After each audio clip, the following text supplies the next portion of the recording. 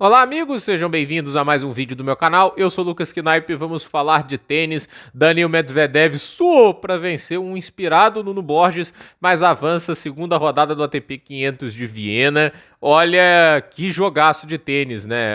Realmente um nível de tênis fantástico por parte dos dois atletas.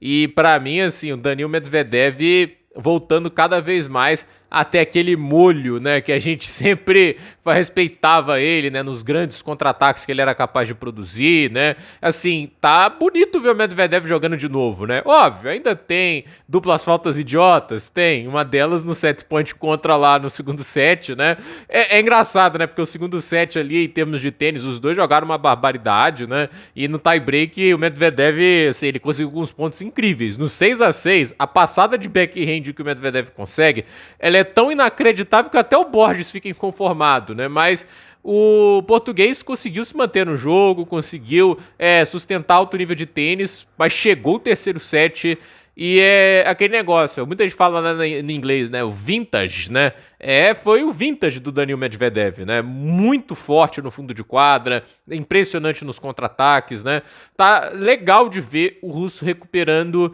o tênis dele e conseguindo ser mais efetivo na rede, não que seja ainda mil maravilhas, mas bem melhor do que estava sendo no primeiro semestre, e a gente sabe que isso é algo que ele tem que colocar no jogo dele, e olha, um jogo do Medvedev contra um cara que estava jogando super bem no fundo de quadra e ele não foi quebrado.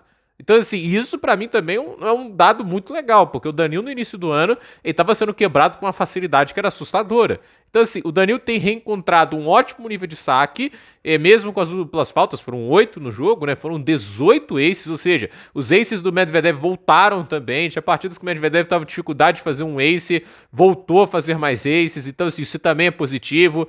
O fundo de quadra dele melhorando, o forehand na corrida ainda não tá afiado como tava em 2021, mas tá melhorando também, tá aparecendo mais, e isso é muito positivo, ver o Daniil conseguindo voltar a fazer coisas que ele conseguia produzir muito bem anteriormente e quem sabe até adereçar algo que ainda falta no jogo dele, como a gente fala, né, da letalidade na rede, mas é legal ver o Daniil jogando bem, porque o tênis precisa, né, tipo, a gente não pode depender do jeito que o Zverev tá, né, dele ser ameaça Sinner e Alcaraz, né, o Medvedev ainda tem um pouco de gasolina no tanque, né, ele não é um cara idoso, né, ele tem 29 anos, então ele ainda pode jogar em alto nível, e a gente tá vendo o Daniil voltando a produzir mais, e é a primeira vez desde o Wimbledon de 2024 que ele emplaca 5 vitórias seguidas. É até assustador dizer isso, né? Porque 5 vitórias seguidas para um tenista que acho que em quase 2 momentos da carreira emplacou quase 20, né? A questão é, conseguir 5 vitórias seguidas é muito legal, porque mostra o Daniil Medvedev voltando a ter aquela confiança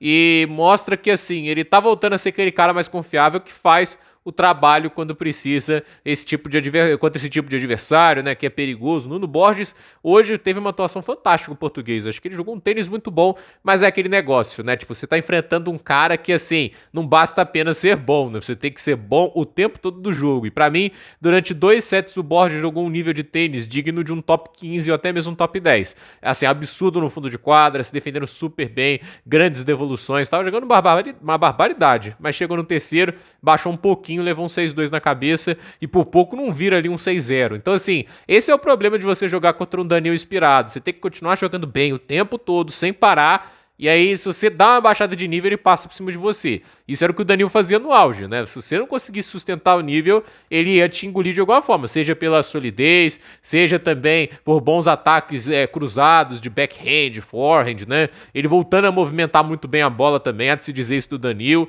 A backhand na paralela tá afiado de uma maneira maravilhosa. Vários backhands hoje do Daniil que foram magníficos de se ver, né?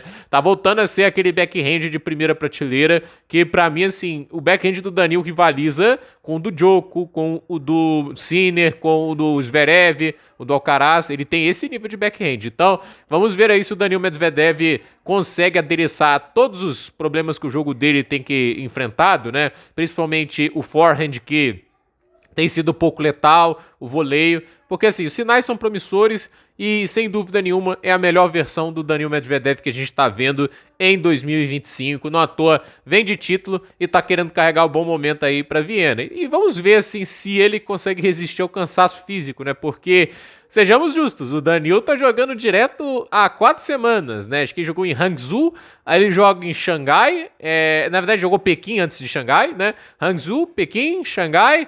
Aí joga agora há pouco Almaty, onde é campeão, e aí tá agora jogando em Viena. Detalhe, né? Quartas de final pra cima em todos esses torneios. Quartas de final, semifinal e título. Então, assim, não é que ele tá jogando 4 torneios todos saindo de primeira e segunda rodada, porque aí não tem impacto físico quase nenhum, né? Agora, ir longe nesses torneios o tempo todo, né? Isso mostra bastante força do Daniil. E o planejamento é jogar 6 semanas seguidas. Essa é a quinta e podemos chegar à sexta semana seguida lá em Paris, né? Obviamente ele deve jogar Paris se tiver em condições físicas. E assim, eu acho difícil ele jogar um 250 depois. Isso só se ele ainda tiver com chances de ir para ATP Finals, o que eu não acho que tá tão claro no momento, né? Tipo, e ganhar o Masters 1000 de Paris, a meu ver, indica que em um certo momento ele vai ter que superar ou o Zverev, ou o Sinner, ou o Alcaraz. O Zverev, ele já tá superando com muita tranquilidade, né? Mas, assim, para pra pensar, ele pode ter que superar um dos dois, ou os dois. A gente tem que parar pra pensar que quando ele superou um dos dois lá em Wimbledon no ano passado, né? Ele teve que encarar o Alcaraz depois e acabou caindo. Então, vamos ver o que o Daniil Medvedev produz no resto desse torneio em Viena. Mas, de novo eu falo, tá legal ver o Daniil Medvedev jogar, porque em alguns momentos esse ano foi bem triste, porque a gente ficava lembrando do grande Medvedev, que jogava e rivalizava contra os melhores, e agora a gente tá vendo um pouco daquele Daniil que a gente sabe que bota medo em muita gente. Então, gente, por esse vídeo é isso. Dúvida nos comentários, deixe seu like, se inscreva no canal, compartilhe esse vídeo e até o próximo vídeo.